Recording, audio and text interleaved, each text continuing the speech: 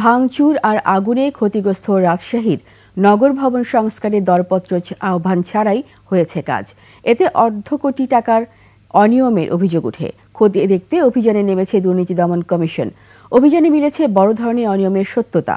হাসান আল মবিরের ক্যামেরায় রাজশাহী বিভাগীয় প্রতিনিধি বদরুল হাসান লিটনের পাঠানো তথ্যের ডেস্ক রিপোর্ট। 5 আগস্টের অগ্নিকাণ্ড ভাঙচুরে ক্ষতিগ্রস্ত রাজশাহী নগর ভবন সংস্কারের দরপত্র আহ্বান ছাড়াই চলে কাজ। অনিয়ম খতিয়ে দেখতে নগর ভবনে হানা দেয় দুর্নীতি দমন কমিশন। এ সময় কয়েকটি দপ্তরের কাজ পর্যালোচনা করেন তারা।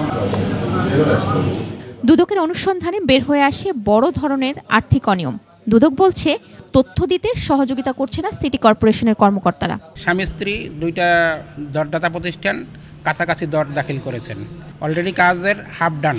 সিটি কর্পোরেশন থেকে মাত্র 3টা ফাইল সরবরাহ করা হয়েছে, বাকি 7টা ফাইল এখনো আমাদেরকে সরবরাহ করতে পারেনি। শিয়া বাটার ও ভিটামিন ই সমৃদ্ধ lily glam beauty soap. Lily, always beautiful.